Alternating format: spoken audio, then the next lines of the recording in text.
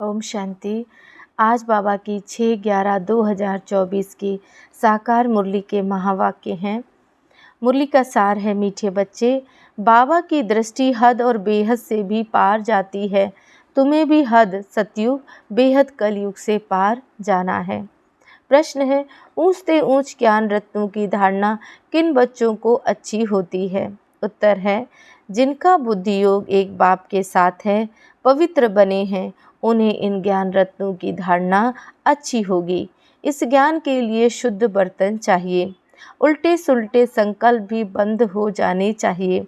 बाप के साथ योग लगाते लगाते बर्तन सोना बने, तब रत्न ठहर सके। ओम शांति। मीठे मीठे रूहानी बच्चों को रूहानी बाप बैठ रोज रोज समझाते हैं। यह तो समझाया है, बच्चों को ज्ञान भक्ति और वैराग्य का यह सृष्टि चक्र बना हुआ है। बुद्धि में यह ज्ञान रहना चाहिए। तुम बच्चों को हद और बेहद से भी पार जाना है। बाप तो हद और बेहद से पार है, उनका अर्थ भी समझना चाहिए। रूहानी बाप बैठ समझाते हैं, यह भी टॉपिक समझानी है कि ज्ञान भक्ति पीछे है वैराग्य। ज्ञान को कहा जाता है दिन, जबकि नई दुनिया है उसमें यह भक्ति अज्ञान है नहीं, वह है हद की दुनिया, क्योंकि वहाँ बहुत थोड़े होते हैं। फिर आहिस्ते आहिस्ते वृद्धि होती है। आधा समय बाद भक्ति शुरू होती है। वहाँ संन्यास धर्म होता ही नहीं, संन्यास व त्याग होता नहीं। फिर बाद में सृष्टि की वृद्धि होती है। ऊपर से आत्माएं आती जाती हैं, यहाँ वृद्धि होती रहती है। हद में कितने थोड़े बच्चे होते हैं, फिर रावण राज्य में कितनी वृद्धि होती जाती है। अब तुमको हद और बेहद से भी पार जाना है। सतयुग में कितनी छोटी दुनिया है, वहाँ संन्यास व वैराग्य आदि होता नहीं। बाद में द्वापर से लेकर फिर और धर्म में शुरू होते हैं। संन्यास धर्म भी होता है, जो घर बार का संन्यास करते हैं। सबको जानना तो चाहिए ना, उनको कहा जाता है हठ योग और हद का संन्यास। सिर्फ घर बार छोड़ जंगल में जाते हैं।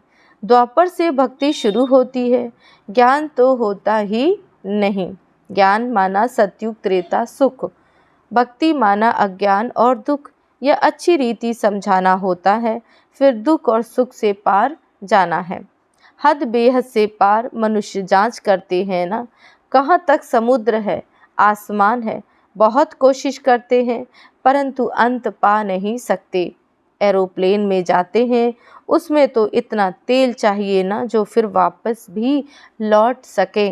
बहुत दूर तक जाते हैं, परंतु बेहद में जा नहीं सकते। हद तक ही जाएंगे। तुम तो हद बेहद से पार जाते हो। अभी तुम समझ सकते हो, पहले नई दुनिया में हद है, बहुत थोड़े मनुष्य होते हैं, उसको सतयुग कहा जाता है। तुम बच्चों को रचना के आदि मध्य अंत की नॉलेज होनी चाहिए। यह नॉलेज और कोई में है नहीं, तुमको समझाने वाला बाप है। जो बाप हद और बेहद से पार है और कोई समझा ना सके। रचना के आदि मध्य अंत का राज समझाते हैं, फिर कहते हैं इससे पार जाओ। वहाँ तो कुछ भी रहता नहीं। कितना भी दूर जाते हैं, आसमान ही आसमान है। इसको कहा जाता है हद से भी पार। कोई अंत पा नहीं सकते, कहेंगे बेअंत। बेअंत कहना तो सहज है, परंतु अंत का अर्थ समझना चाहिए। अभी तुमको बाप समझ देते हैं। बाप कहते हैं, मैं हद को भी जानता हूँ, बेहद को भी जानता हूँ। फलाने फलाने धर्म फलाने फलाने समय स्थापन हुए हैं। दृष्टि जाती है सतयुग की हद तरफ, फिर कलयुग के बेहद तरफ। फिर हम पार चले जाएंगे, जहाँ कुछ भी नहीं। सूर्य चांद के भी ऊपर हम जाते हैं, जहाँ हमारा शांति धाम स्वीट होम है। यूँ सतयुग भी स्वीट होम है, वहाँ शांति भी है तो राज्य भाग्य सुख भी है, दोनों ही है। घर जाएंगे तो वहाँ फिर शांति होगी, सुख का नाम नहीं लेंगे। अभी तुम शांति भी स्थापन कर रहे हो और सुख शांति भी स्थापन कर रहे हो। वहाँ तो शांति भी है, सुख का राज्य भी है। मूल वतन में तो सुख की बात नहीं। आधा कल्प तुम्हारा राज्य चलता है, फिर आधा कल्प के बाद रावण का राज्य आता है। अशांति है ही 5 विकारों से। 2500 वर्ष तुम राज्य करते हो, फिर 2500 वर्ष बाद रावण राज्य होता है। उन्होंने तो लाखों वर्ष लिख दिया है, एकदम जैसे बुद्धू बना दिया है। 5000 वर्ष के कल्प को लाखों वर्ष कह देना, बुद्धू पना कहेंगे ना। कुछ भी नहीं जानते, जरा भी सभ्यता नहीं। देवताओं में कितनी दैवी सभ्यता थी, अब सब असभ्यता हो पड़ी है। आसुरी गुण आ गए हैं। आगे तुम भी कुछ नहीं जानते थे। काम कटारी चलाए आदि मध्यंत दुखी बना देते हैं, इसलिए उनको कहा ही जाता है रावण संप्रदाय। दिखाया है राम ने बंदर सेना ली। अब रामचंद्र त्रेता का, वहाँ फिर बंदर कहाँ से आए। फिर कहते राम की सीता चुराई गई। ऐसी बातें तो वहाँ होती ही नहीं। जीव जानवर आदि 84 लाख योनियाँ कितनी यहाँ हैं, उतनी सतयुग त्रेता में थोड़े ही होंगी। यहाँ सारा बेहद का ड्रामा बाप बैठ समझाते हैं। बच्चों को बहुत दूरांदेशी बनना है। आगे तुमको कुछ भी पता नहीं था, मनुष्य होकर और नाटक को नहीं जानते हैं। अभी तुम समझते हो सबसे बड़ा कौन है। ऊंचते ऊंच भगवान, श्लोक भी गाते हैं ऊंचा तेरा नाम। अब तुम्हारे सिवाय और कोई की बुद्धि में नहीं है, तुम्हारे में भी नंबर वार हैं। बाप हद और बेहद का दोनों राज समझाते हैं, उनसे पार कुछ भी है नहीं। वह है तुम्हारे रहने का स्थान, जिसको ब्रह्मांड भी कहते हैं। जैसे यहाँ तुम आकाश तत्व में बैठे हो, इनमें कुछ देखने में आता है क्या। रेडियो में कहते हैं आकाशवाणी, यह सब। अब यह आकाश तो बेअंत है, अंत पा नहीं सकते, तो आकाशवाणी कहने से मनुष्य क्या समझेंगे। यह जो मुख है यह पोलार है, मुख से वाणी यानी आवाज़ निकलती है। यह तो कॉमन बात है, मुख से आवाज़ निकलना, जिसको आकाशवाणी कहा जाता है। बाप को भी आकाशवाणी द्वारा चलानी पड़े। तुम बच्चों को अपना भी राज सारा बताया है, तुमको निश्चय होता है बहुत सहज। जैसे हम आत्मा हैं, वैसे बाप भी परम आत्मा है। ऊंचते ऊंच आत्मा है ना, सबको अपना अपना पार्ट मिला हुआ है। सबसे ऊंचते ऊंच भगवान, फिर प्रवृत्ति मार्ग का युगल मेरू, फिर नंबरवार माला देखो कितनी थोड़ी है, फिर सृष्टि बढ़ते बढ़ते कितनी बड़ी हो जाती है। कितने करोड़ दानों अर्थात आत्माओं की माला है। यह सब है पढ़ाई। बाप जो समझाते हैं उनको अच्छी रीति बुद्धि में धारण करो। झाड़ की डिटेल तो तुम सुनते रहते हो। बीज ऊपर में है, यह वैरायटी झाड़ है। इनकी आयु कितनी है। झाड़ वृद्धि को पाता रहता है, तो सारा दिन बुद्धि में यही रहे। इस सृष्टि रूपी कल्प वृक्ष की आयु बिल्कुल एक्यूरेट है। 5000 वर्ष से 1 सेकंड का भी फर्क नहीं हो सकता है। तुम बच्चों की बुद्धि में अब कितनी नॉलेज है। जो अच्छे मजबूत हैं, मजबूत तब होंगे जब पवित्र हों। इस नॉलेज की धारणा करने के लिए सोने का बर्तन चाहिए, फिर ऐसा सहज हो जाएगा जैसे बाबा के लिए सहज है। फिर तुमको भी कहेंगे मास्टर नॉलेजफुल। फिर नंबरवार पुरुषार्थ अनुसार माला का दाना बन जाएंगे। ऐसी ऐसी बातें बाबा बिगर कोई समझा ना सके। यह आत्मा भी समझा रही है। बाप भी इस तन द्वारा ही समझाते हैं, ना कि देवताओं के शरीर से। बाप एक ही बार आकर गुरु बनते हैं, फिर भी बाप को ही पाठ बजाना है।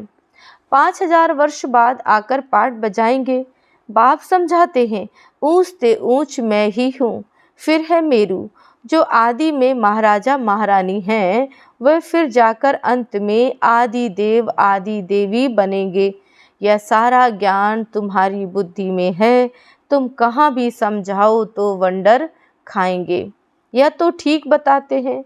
मनुष्य सृष्टि का बीज रूप ही नॉलेजफुल है, उनके बिगर और कोई नॉलेज दे नहीं सकते। यह सब बातें धारण करनी है, परंतु बच्चों को धारणा होती नहीं है। बहुत सिंपल, कोई मुश्किलात नहीं है। एक तो याद की यात्रा चाहिए, इसमें जो फिर बर्तन, पवित्र बर्तन में रत्न ठहरे। यह ऊंच से ऊंच रत्न है। बाबा तो जवाहरी था, बहुत अच्छा हीरा माणिक आदि आता था, तो चांदी की डिब्बी में, कपूस आदि में अच्छी रीति रखते थे। जो कोई भी देखे तो कहेंगे यह तो बड़ी फर्स्ट क्लास चीज़ है। यह भी ऐसे है, अच्छी चीज़ अच्छे बर्तन में शोभती है। तुम्हारे कान सुनते हैं, उनमें धारणा होती है। आत्मा भी कितनी छोटी है, उनमें कितना ज्ञान भरा हुआ है। कितना अच्छा शुद्ध बर्तन चाहिए, कोई संकल्प भी ना उठे। उल्टे सुल्टे संकल्प सब बंद हो जाने चाहिए। सब तरफ से बुद्धि योग हटाना है। मेरे साथ योग लगाते लगाते बर्तन सोना बना दो, जो रत्न ठहर सके, फिर दूसरों को दान करते रहेंगे। भारत को महादानी माना जाता है। वह धन दान तो बहुत करते हैं, परंतु यह है अविनाशी ज्ञान रत्नों का दान। दे सही जो कुछ है वह सब छोड़कर एक के साथ बुद्धि का योग रहे। हम तो बाप के हैं, इसमें ही मेहनत लगती है। एम ऑब्जेक्ट तो बाप बता देते हैं। पुरुषार्थ करना बच्चों का काम है। अब ही इतना ऊंच पद पा सकेंगे। कोई भी उल्टा सुल्टा संकल्प व विकल्प न आए। बाप ही नॉलेज का सागर, हद के बेहद से पार है। सब बैठ समझाते हैं। तुम समझाते हो, बाबा हमको देखते हैं, परंतु हम तो हद से बेहद से पार ऊपर चला जाता हूँ। मैं रहने वाला भी वहाँ का हूँ। तुम भी हद बेहद से पार चले जाओ। संकल्प विकल्प कुछ भी न आए, इसमें मेहनत चाहिए। गृहस्थ व्यवहार में रहते कमल फूल समान बनना है। हथ काटे दिल यार्डे। गृहस्थी तो बहुत हैं। गृहस्थी जितना उठाते हैं उतना घर में रहने वाले बच्चे नहीं। आगे तुमको सब मालूम पड़ता जाएगा। सेंटर चलाने वाले, मुरली चलाने वाले भी नापास हो जाते हैं और पढ़ने वाले ऊंच चले जाते हैं। बाबा बिल्कुल ठीक बताते हैं। हमको जो पढ़ाते थे उनको माया खा गई। महारथी को माया एकदम हप कर गई है। नहीं, मायावी ट्रेटर बन जाते हैं। विलायत में भी ट्रेटर बन पड़ते हैं ना, कहाँ कहाँ जाकर शरण लेते हैं। जो पावरफुल होते हैं उस तरफ चले जाते हैं। इस समय तो मौत सामने है ना, तो बहुत ताकत वाले पास जाएंगे। अभी तुम समझते हो बाप ही पावरफुल है, बाप ही सर्वशक्तिमान है। हमको सिखलाते सिखलाते सारे विश्व का मालिक बना देते हैं। वहाँ सब कुछ मिल जाता है। कोई अप्राप्त वस्तु नहीं होती जिसकी प्राप्ति के लिए हम पुरुषार्थ करें। वहाँ कोई ऐसी चीज़ होती नहीं जो तुम्हारे पास ना हो। सो भी नंबरवार पुरुषार्थ अनुसार पद पाते हैं। बाप बिगर ऐसी बातें कोई नहीं जानते। सब हैं पुजारी, भल बड़े बड़े शंकराचार्य आदि हैं। बाबा उन्हों की महिमा भी सुनाते हैं। पहले पवित्रता की ताकत से भारत को बहुत अच्छा थमाने निमित्त बनते हैं, सो भी जब सतो प्रधान होते हैं। अभी तो तमो प्रधान है। अभी तुम्हारी बुद्धि में सारा ज्ञान है। बुद्धि में धारणा रहे और तुम समझाते रहो। बाप को भी याद करो।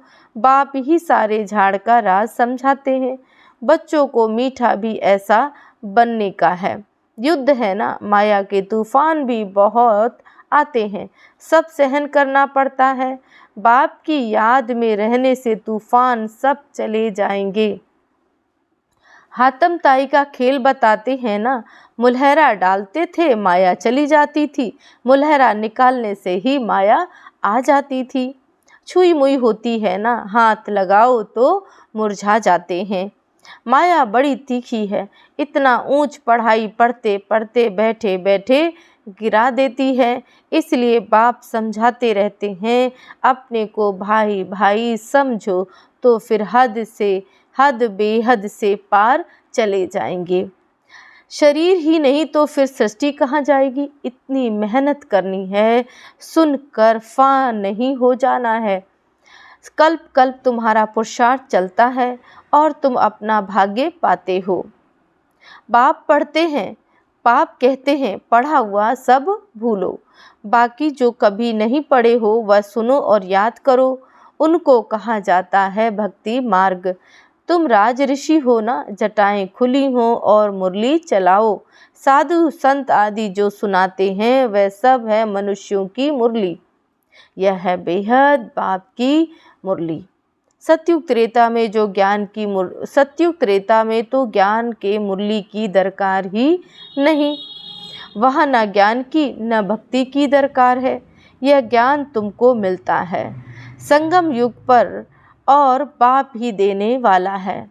अच्छा, मीठे मीठे सिकिलदे बच्चों प्रति माता पिता बाप दादा का याद प्यार और गुड मॉर्निंग। रूहानी बाप की रूहानी बच्चों को नमस्ते। हम रूहानी बच्चों की रूहानी बाप दादा को याद प्यार नमस्ते और ओम शांति।